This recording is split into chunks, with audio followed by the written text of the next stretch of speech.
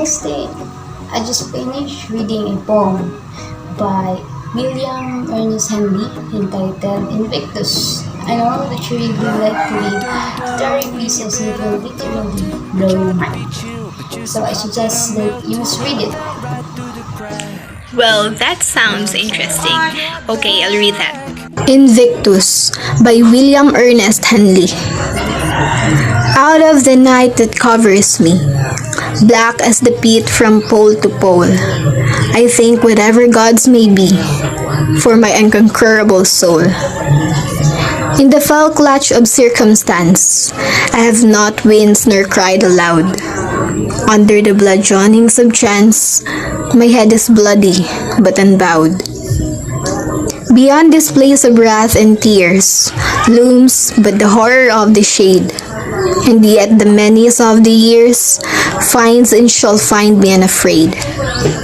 It matters not how straight the gate, how charged with punishments the stroll. I am the master of my fate, I'm the captain of my soul.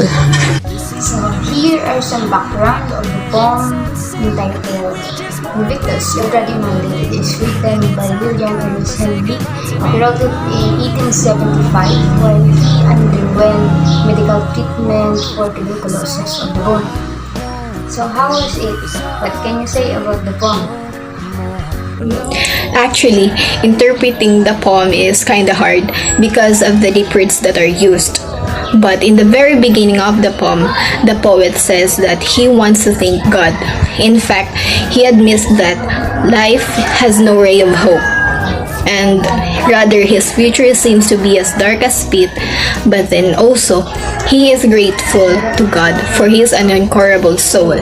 He says that no pain can be able to curb his soul. How about the second stanza? And I remember in the second stanza of the poem, he claimed that whenever he fell into some difficulties, he always remained unbeatable. However the situation made him try to destroy him, he always fight back with courage. In fact, he agrees that sometimes difficulties made him bleed and suffer, but he never let himself bow before them and cry out tears. I think it's really great. I agree with you that the poet says in the third stanza also that horror has always lurked behind him, but it always finds him unafraid. Whenever menace or trouble has come in his life, he has faced it bravely. Yes. And in the last stanza, Henley says that though the gate of life is narrow, he will definitely pass it with joy. Moreover, he also declares that he is the master of his fate, the meaning of his fortune, and he also claims that he is the captain of his soul. Free will versus fate. The speaker's pride in preserving through difficult time pits free will against fate. Free will is the idea that people can choose their own actions and thoughts rather than being controlled by fate. Though the opposing ideas of free will and fate conflict throughout the poem, the speaker ultimately insists upon a middle ground in which individuals freely choose their emotional responses to life's inevitable constraints. Invictus is above all a poem about resilience in the face of suffering.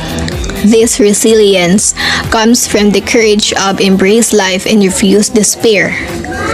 In addition to its proud statement of the speaker's current bravery, the poem is also about a bomb against any future instances of adversity. It's ultimately an assertion of the boundless strength of the human spirit.